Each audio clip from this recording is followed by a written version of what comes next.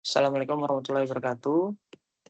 Selamat pagi kepada Bapak, Ibu, dan teman-teman sekalian. Perkenalkan saya Adrian Mewansa, NIM 250201010215991 dari mata kuliah Akuntansi Manajemen. Pada kesempatan kali ini saya akan mempresentasikan hasil analisis manajemen pada PT Boga Sejahtera, khususnya pada lini produk EcoRed. Pembahasan yang akan saya sampaikan meliputi perencanaan laba, efisiensi biaya bahan baku, keputusan make or buy, rencana penambahan kapasitas produksi, pengendalian biaya, risiko jangka panjang, serta pertumbuhan laba. Analisis manajemen PT EcoRed. PT EcoRed menghasilkan margin 2.000 per unit. Pertama, kita melihat struktur biaya dari produk EcoRed. Harga jual EcoRed ditetapkan sebesar 5.000 per unit, sedangkan biaya variabelnya ditetapkan sebesar 3.000 per unit. Dengan demikian, margin kontribusi yang diperoleh adalah 5.000 dikurangi 3.000, yaitu 2.000 per unit. Margin kontribusi ini setara dengan pada itu biaya tetap ada bulan. Target penjualan awal di bulan. Dengan volume tersebut, perusahaan memperoleh pendapatan sebesar 250 juta, sedangkan total margin kontribusinya mencapai 100 juta. Setelah dikurangi biaya tetap 40 juta, perusahaan masih memiliki potensi laba sebesar 60 juta per bulan. Jadi dari struktur biaya, bisa kita lihat PT EcoRed memiliki margin kontribusi yang cukup kuat sebagai dasar perencanaan laba. Selanjutnya, target 50.000 unit memberi laba sekitar 60 juta. Selanjutnya kita masuk ke analisis break-even point atau BEP. Berdasarkan perhitungan, BEP PT EcoRed berada pada 20.000 unit per bulan atau setara dengan penjualan sebesar 100 juta. Artinya perusahaan harus menjual minimal 20.000 unit agar tidak mengalami kerugian. Untuk memperoleh laba sebesar 20 juta per bulan, perusahaan membutuhkan penjualan sebesar 30.000 unit. Sedangkan apabila target penjualan sebesar 50.000 unit tercapai, maka laba yang diproyeksikan mencapai 60 juta per bulan. Hal penting lainnya adalah margin of safety sebesar 60%, atau terdapat selisih 30.000 unit antara target dan titik impas atau break-even point. Artinya, EcoRed memiliki ruang yang cukup besar untuk menghadapi penurunan penjualan sebelum perusahaan mencapai titik break-even point. Dengan demikian, target penjualan 50.000 unit dapat dikatakan cukup aman berdasarkan asumsi biaya dan harga dalam kasus ini. Selanjutnya, varians bahan baku mencapai 9 juta unit unfavorable.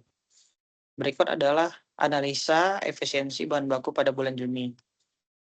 Pada bulan tersebut, perusahaan memproduksi 48.000 unit, standar penggunaan bahan baku adalah 0,2 kg per unit. Sehingga standar kebutuhan bahan baku seharusnya adalah 48.000 dikali 0,2, yaitu sekitar 9,9600 kg. Namun penggunaan aktual mencapai 10.000 kg, sehingga terjadi kelebihan penggunaan sebesar 400 kg. Selain itu, harga standar bahan baku adalah 10.000 per kilogram, sedangkan harga aktual meningkat menjadi 10.500 per kilogram. Di kondisi tersebut terdapat dua jenis varians. Yang pertama adalah material price variance atau MPV sebesar 5 juta unfavorable. Kedua adalah material quantity variansi atau MQV sebesar 4 juta unfavorable. Dengan demikian, total varians bahan baku mencapai 9 juta unfavorable. Hal penting dari analisis ini adalah bahwa kenaikan bahan baku tidak hanya disebabkan oleh kenaikan harga.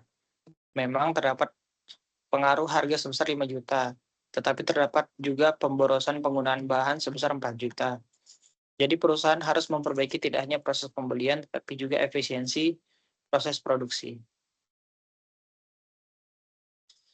Selanjutnya adalah produksi sendiri lebih hebat 2,5 juta per bulan.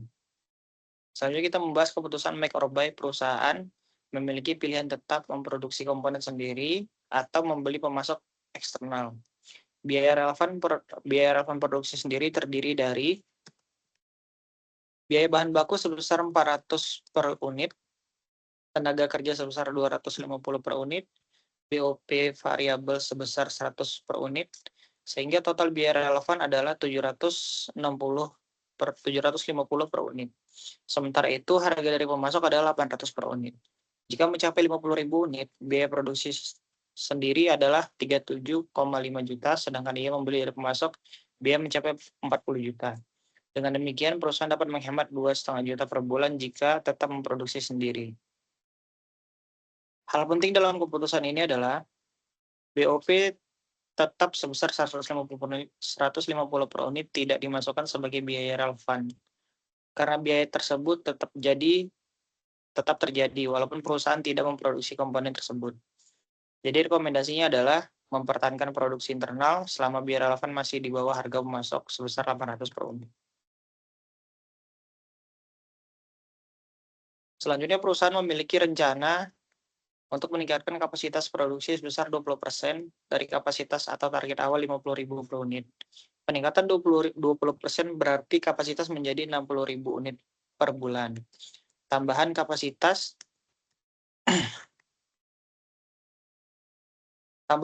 sebesar 10.000 berpotensi memberikan tambahan margin kontribusi sebesar 20 juta per bulan sebelum memperhitungkan adanya biaya tambahan tetap. Namun, keputusan investasi tidak boleh hanya melihat potensi tambahan laba. Perusahaan perlu mempertimbangkan 3 hal utama, yaitu validasi pasar, mampu menyerap tambahan 10.000 unit, kedua, kelayakan operasional, dan ketiga, kelayakan finansial. Selain itu, terdapat risiko bahan baku karena harga plastik daur ulang sudah meningkat 10.000 menjadi 10.500 per kilogram. Jadi peningkatan kapasitas harus dilakukan setelah pasar dapat kelayakan investasi benar-benar tervalidasi.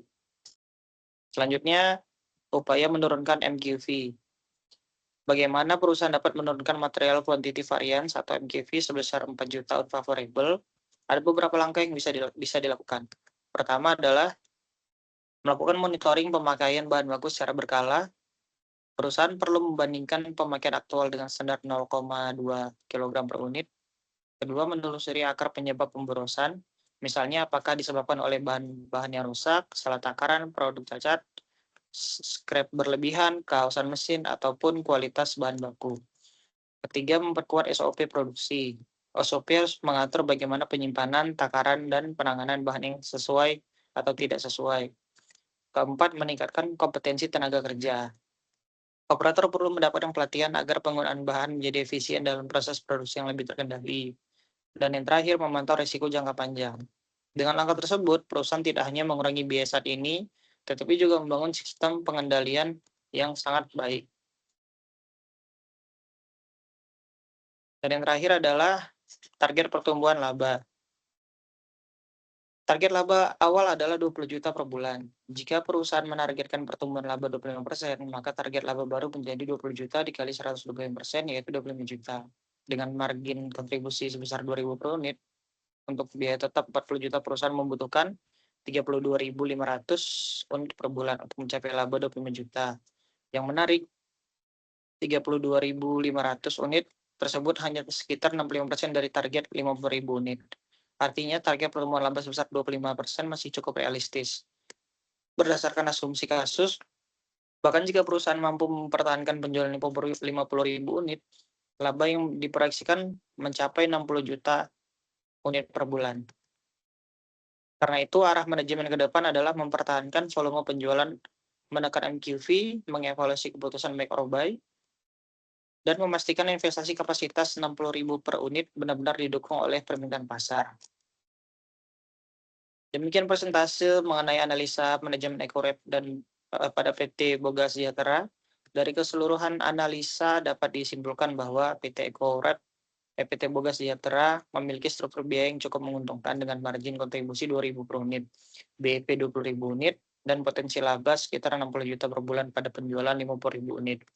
Namun perusahaan masih perlu memperbaiki efisiensi bahan baku, karena terdapat total varian sebesar 9 juta unfavorable yang terdapat dari varian 5 juta dan varian kuantitas 4 juta dari sisi keputusan make or buy. Produksi internal masih lebih menguntungkan dengan penghematan 2,5 juta per bulan. Sementara itu, Ekspansi kapasitas menjadi 60.000 unit dapat memberikan peluang pertumbuhan, tetapi harus didukung oleh validasi pasar, kesiapan operasional, dan analisa investasi yang matang. Demikian yang dapat saya sampaikan. Terima kasih atas perhatian Bapak, Ibu, dan teman-teman sekalian. Lebih dan kurang saya mohon maaf. Assalamualaikum warahmatullahi wabarakatuh.